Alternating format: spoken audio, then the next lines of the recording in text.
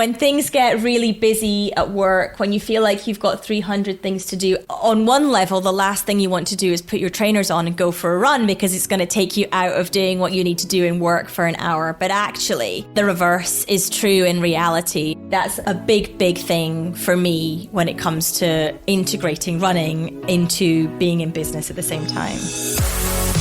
Hello and welcome to Run the Business, the weekly podcast that explores the place where running and leadership come together.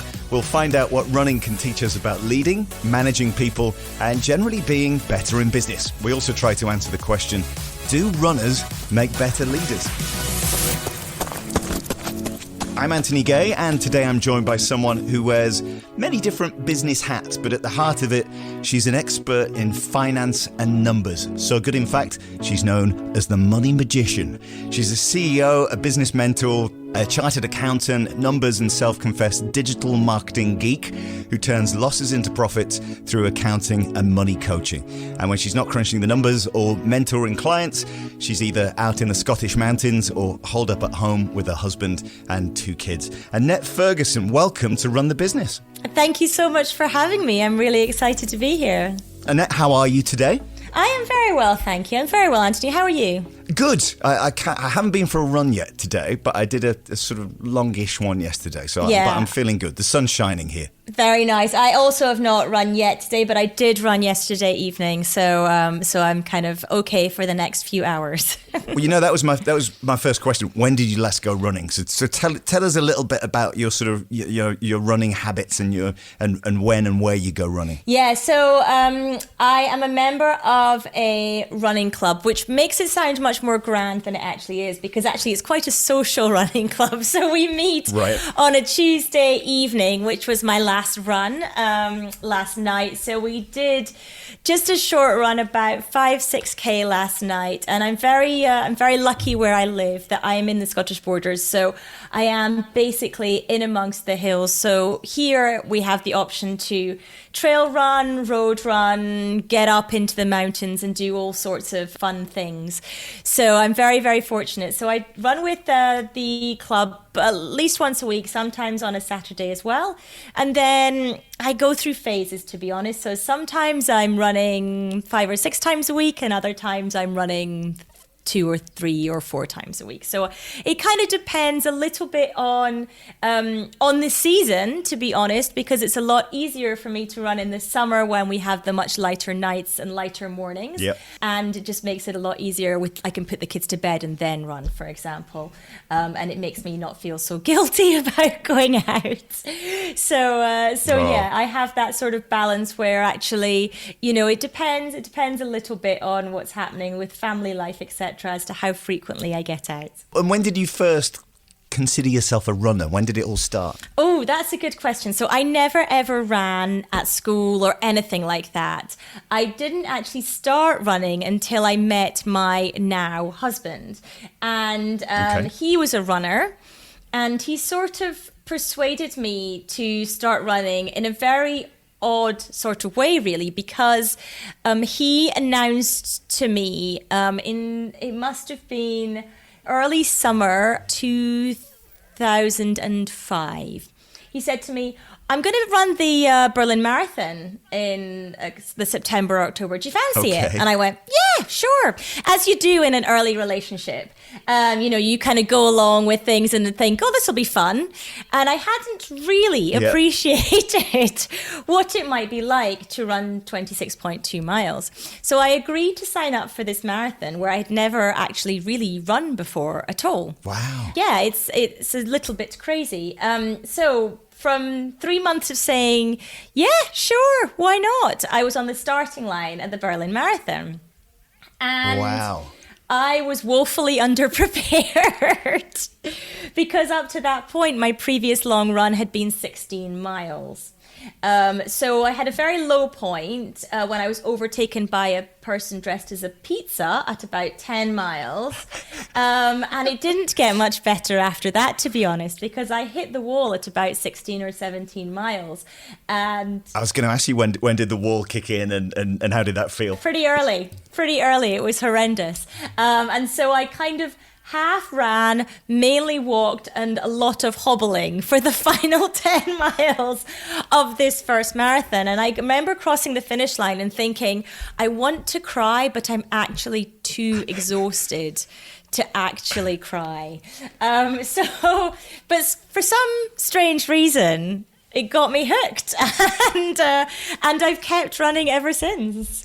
And did you have that, like many of us do, when you kind of finished, particularly that experience that you've just described, never again? Oh, yes. You had that. Yes. I mean, I wanted to throw my trainers in the bin. I was like, I'm never running again. This is awful. This is the worst thing I've ever done in my life. Why would anyone want to do this?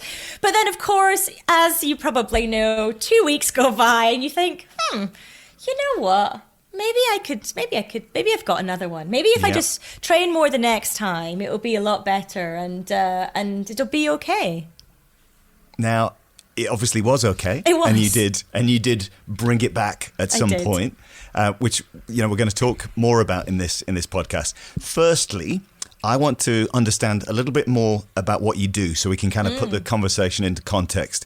What does financial and lifestyle freedom mean for the people you work with in business? Because this is kind of one of the things that you strive for and you help people with. Tell us a little bit about what that means. Yeah, absolutely. So financial and lifestyle freedom, I think that, most people set up in business because they want the freedom of running a business. And so that definition varies from person to person. But typically they want their business to earn enough money to afford them the freedom to live the life they want to live, whatever that might look like. And for some people, the life they want to live might be that they love working and they want to work 60-hour weeks. But for other people, it's going to be the complete opposite. They want to take holidays off to be with their kids during, out of term time. They want to be able to do pick up and drop off and go to the school plays and all these kinds of things. And there's a span in between as well. And so for me, financial and lifestyle freedom is linking together your business and your life so that you can live your whole life as a oneer, because your business and your life are completely interlinked. There's no separation really there when you're running a business. And it's so you can link the two together and have the life that you want.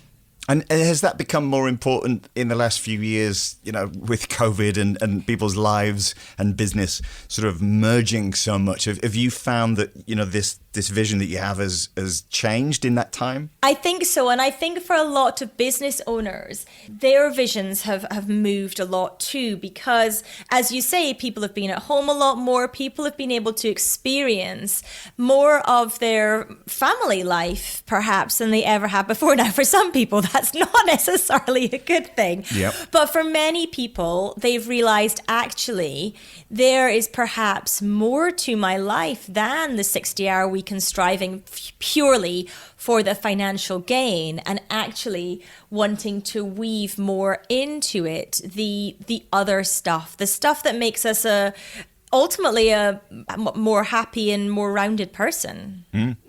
Makes total sense. I want to talk sort of picking something specific up from what you do, the field you work in, data and numbers, and it's really important. And actually thinking of running, data in the last 10 years has become, and more probably, but specifically with watches and timing and all that kind of stuff, it's just got way more important, where people are looking for that analysis and that little edge.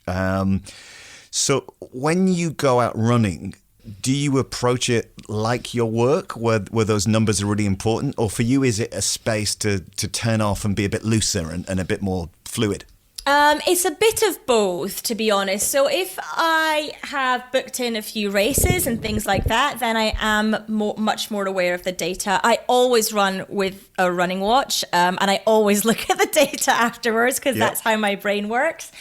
But also, part of it for me definitely is the escapism, the just getting away from a screen, getting away and having that sort of clear head time. So there's definitely a balance between the two for me. And as I say, if I've got some races in the diary, then I'm more likely to be more focused on the data than if I don't. And with that data, do you think there's a point where people, in business and in running, get too granular, and yes. and how do you deal with that, or how do you help people sort of see where there's a line where, if you go deeper than that, it's a waste of your time? Well, I think in business you have typically two extremes of people. You have the people that are very data analytics driven, and then you have the sort of creative people who tend not to be at all. And actually it is about a happy medium between the two, because yes, you need to understand the data, but I say to people, trust your gut, but understand the data. Because I think both are super relevant in running and in business. So, in business, yes, you need to understand the information, the data, the finances, because it will tell you things. It will typically tell you where you need to focus. But if you spend your entire time studying data and not implementing the learning, then it's completely pointless as well. Makes sense. And do you have an example of that in maybe from your accountancy and the business side of things, where in a particular field where you draw that line of beyond this amount of data is too much? Does that make sense? It does make sense. I think it does vary from business to business. So it does entirely depend on what your business is doing. But I think, if you have in business, if you have an idea of things like your average customer spend, the lifetime value of a customer, if you have an idea of your conversion rates, where your clients and customers are coming from, those types of information, they're really useful. But I think that when you start to get into, two people did this, therefore we need to start changing entirely what we do, that starts to become destructive, because you're relying on tiny bits of information to make big decisions. So in running, it's kind of, I suppose, trying to draw that parallel. If you go out and have, a bad morning, a bad day, exactly. you can't say, it's over, I'm never gonna yes. You just have to find the overall trend and the pattern. Absolutely. Yeah, exactly. And so that's where the similarity comes in, is looking at trends, pattern, sort of higher level data than into the nitty gritty. Because, when you look at your running watch and you go, oh, I did that mile 2 days ago at this heart rate, and today I'm 3 beats faster, that's not really going to tell you anything over the long term. And there is such a margin of error, which, people look at watches and stuff sometimes and go, that is it.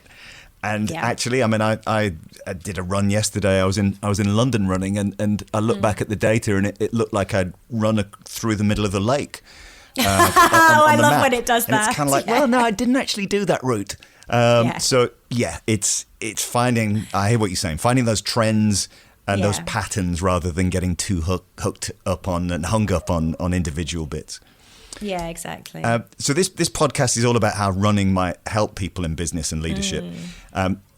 How does running help you be better in work? From a general point of view first, are there examples where running is what it does for you, and how maybe those lessons have been transferred into your work? Yeah, I think one big thing that running massively helps with for me is that sort of feeling of overwhelm. When things get really busy at work, when you feel like you've got 300 things to do, actually, on one level, the last thing you want to do is put your trainers on and go for a run, because it's going to take you out of doing what you need to do in work for an hour. But actually, the reverse is true in reality. And if I do put my trainers on and go out and I run in the hills, I barely see another human being, which is an incredible benefit of where I live. And I come back an hour later and I'm usually significantly more productive than I would have been if I'd been sitting at my desk, kind of stuck with my head in that feeling of overwhelm, in that feeling of too much to do, in that feeling of, will I get it all done?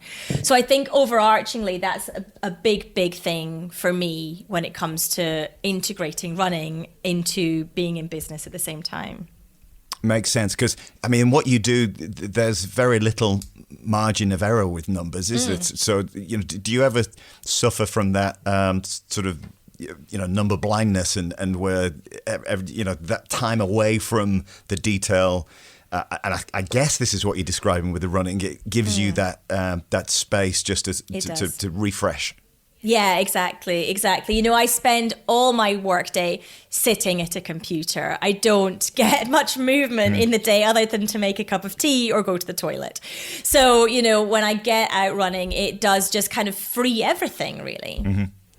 You mentioned this at the start, your running club that you're part of. Do you run mainly on your own or in groups? And do you see benefits to both that you could talk about? Yeah, I do mainly run on my own for the most part. I'm actually quite an introverted person, so I prefer to run on my own mostly because I get more recharged that way. Saying that, I do, as I say, run once or twice a week with other people as part of the running club. And that's really nice, just to hang out with people who enjoy the same thing that you do. Basically, it's mainly women that I run with. And it's just nice to have that social interaction as well. I think, as part of running my business, although I speak to clients and things a lot, that's not social. So it's nice to have a social thing that's integrated with something that I enjoy at the same time. You mentioned your clients, and I know you do mentoring as well. Mm-hmm. Do you ever recommend running or just general health and fitness to people that you work with, or is that kind of not part of the space that you're in? I certainly recommend, at a minimum, getting outside and being outside. I don't necessarily specifically say you should go for a run, but I do say to people, like, why don't you get outside, go for a walk, get some air, because I think that's incredibly important. And I think, like I said, I know those days where I feel like I'm stuck and I've got loads to do, that it is naturally the last thing you think of, but actually it's often the best thing. And is there a time where you haven't been able to run for a while and you've noticed the impact on your work or just general, on your life? Yeah, I think I definitely noticed the impact on just my my mental health overall when I don't run. So a few weeks ago, I had a really horrible heavy head cold. So I didn't run for about a week and a half with that. And actually, I almost feel jittery by it, if that makes sense. It's a kind of frustrating feeling that I just felt yuck and I didn't want to go out and all those kinds of things. So yeah, it does definitely affect me. It makes me a grumpier person when I don't go out for a run. And just switching back to the impact of your running on business, is there a specific story, a time that you kind of remember? A problem maybe that you were grappling with, something that you were working on, and a run helped you work through it or resolve it, or something maybe that you could share? Well, I have this really interesting thing when I run, where actually I often just kind of clear my brain, if that makes sense. So I know that when my husband goes for a run, he thinks over things and he solves things when he runs in his head. But I can run, and I can be running for 2 hours and not think about anything. It almost becomes meditative for me. So I don't necessarily go out for a run with something I can't work out and I'm like, I'm going to go for a run. I'll figure it out while I'm out there. It's actually almost the opposite for me, where I'm like, I'm not going to think about it at all, because my brain will naturally, when I'm running, just kind of go into this sort of non-thinking state. But then it will happen that when I come back to my desk, I'll be like, oh, that thing wasn't so difficult. Hang on, I've got it. So it's kind of an interesting thing where I'm not going out to solve a problem, but I have seen when I come back, the problem doesn't seem nearly as big as it did before I went out. That's fascinating, isn't it? How and I know exactly what you mean. That and maybe it's something to do with the endorphins that you get, possibly. And that kind of just lifts you to a different place where you get that different perspective. It can really make a difference. Yeah. goals are really important in both business and in running. How do you approach goal setting in your life in general, but also specifically in your work and also in running? Do you still set running goals? Yeah, I do still set running goals, and I do set business goals. So I am relatively goal driven. So I will, in business I have profit and revenue goals. We have goals and targets on, the number of leads that come into the business, and that is tracked every month, and I review that every month.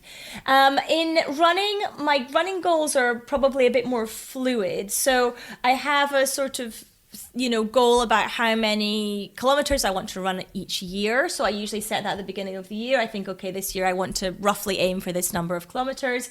And then if I'm doing a race, then I'll have a target of where I want to finish, kind of based on the training I've been doing. And with, the time that you run and how you schedule your work, there's definitely something around choosing the time of day that suits you to be in a particular state, to either work on something or engage people. Or so what does your day look like on that front? When are you when do you prefer to run, and when are you more sort of ready to really get into detailed projects? How does a day's structure look for you? Yeah, so for me, typically my day looks like getting the kids up. We're kind of getting ready for school as a household. And as they're getting ready for school, I get ready for work. And so I usually work a sort of standard-ish 9 to 5 at my desk. And then often I will run as soon as I get home. My office is a very, very short walk from the house. So I'm usually home by about 5:05, 10:05, and I will often go for a run at that point. I like it because I feel like it's a great way to almost transition from being at work to being at home, almost kind of move from that sort of CEO head to the mum head, the mum and wife head. Yep. And so for me, it's a really nice time for me to sort of move between the two. It also feels like as well, if I've had any frustrations in my day, I can get those out before I come into the family as well. And then we usually eat dinner quite early. We all eat together as a family. My kids are only 5 and 7, so we all eat together relatively early. So when I come back from my run, then usually my husband will have made dinner at that point, and then we'll eat as a family once I get back, and then we'll do the kids' bedtime, and he will often run at that point. So That's an interesting, because I know for some people it's the other way around, isn't it? Where morning is, and probably for me actually, I'm sort of getting up early and going out for that run. But it's interesting to hear different people's perspective on that structure, that works for them in the day, and it just shows it's different for everybody. Yeah, absolutely. And I have gone through bouts where I've run first thing in the morning. I just found it was a little bit too much with getting the kids organized and stuff as well. So it just was a bit much for me generally, and it just added a stressor in the morning that we didn't need. Can I talk for a second about feedback? Of course. Because these days it's really easy, and sometimes we get feedback that we didn't expect or didn't even want. But to give companies or individuals feedback, either data from our watchers or emails that come in or comments, that kind of stuff, it's important to work out when the feedback comes in what you're going to take on board, what is worthwhile feedback to use, and what you need to sort of put to the sides and not get too hung up on. Firstly, from a business point of view, how important is feedback to you and your company and you as an individual, and how do you handle that feedback? And second part of the question is there any parallel to running and the feedback that you get from your body when you're out running? Yeah, I think feedback in business is incredibly important, because often as business owners we can get kind of stuck in our businesses, and we sometimes struggle to see things from perhaps our clients' perspective or our prospects' perspective, and there's just blind spots that we all have naturally as individuals. So I think feedback is incredibly important in business. I think it's always important when you get feedback to assess who it's come from and why they're feeding it back. Is the reason that you're getting the feedback, is that coming from a sort of positive place, or is the person that's feeding back in perhaps not the right headspace and therefore is just taking perhaps other frustrations of the day out on you, and just understanding that from that perspective. But I think that all feedback is important to at least listen to, even if it's from somebody who's not in a very good place, because there could be elements of truth to what they're saying regardless.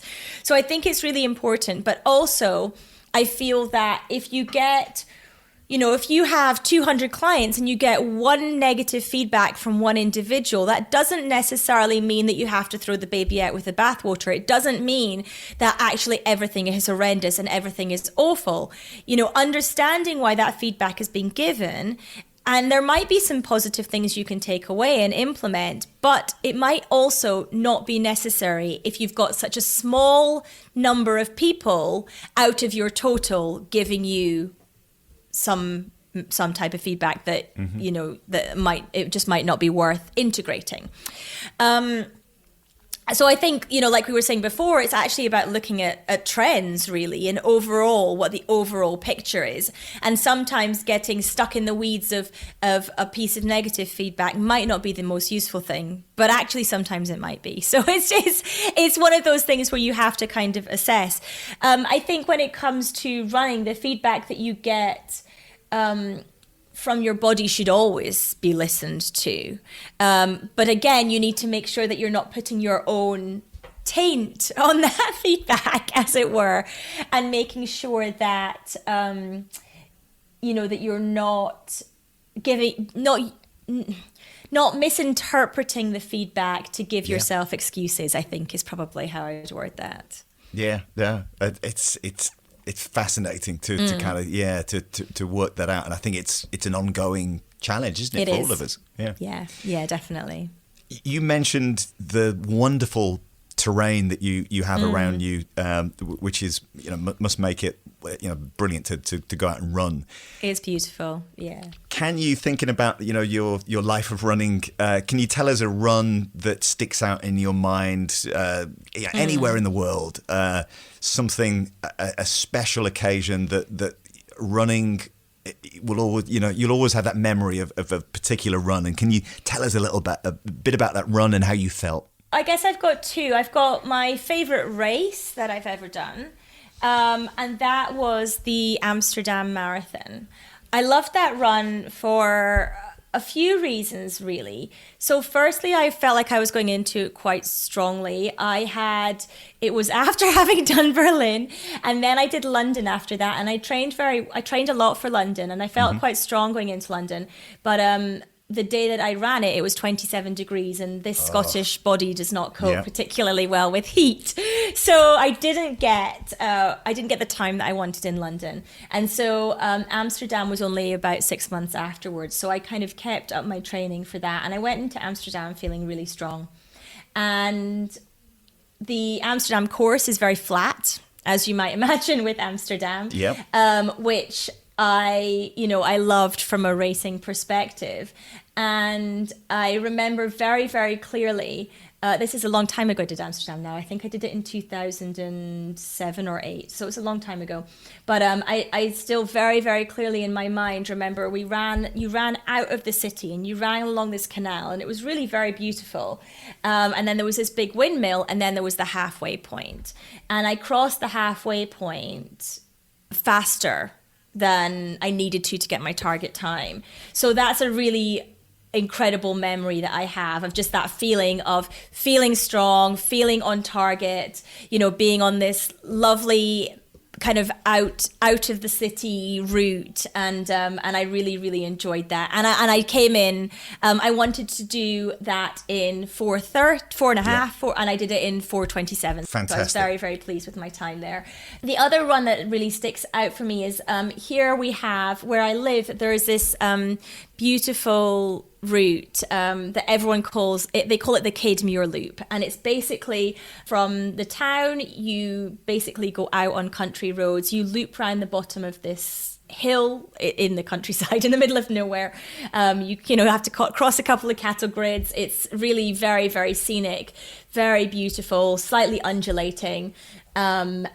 incredible views, and that's a long route that I do very often. It's about 15k. Yeah. I've been doing it for years, and it is probably one of my favorite runs. And as I say, anyone who runs or even cycles locally knows that route.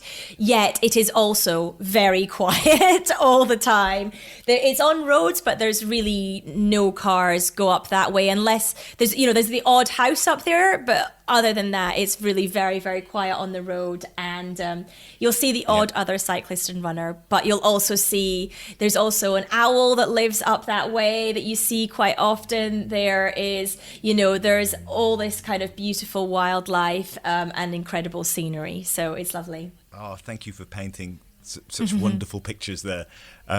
One thing I wanted to pick up on, you mentioned the heat in, I think it was Prague. London. London. Yeah.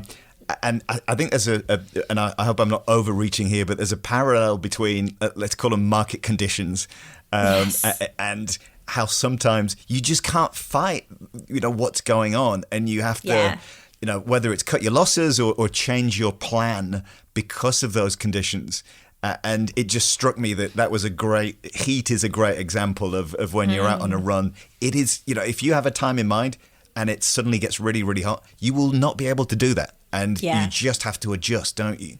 Yeah, absolutely. So that London, I was really struggling with the heat. I to be honest, I knew at the very start it was going to be a problem because even at 8 a.m., I was hot wearing my shorts and t-shirt before we'd even begun the race.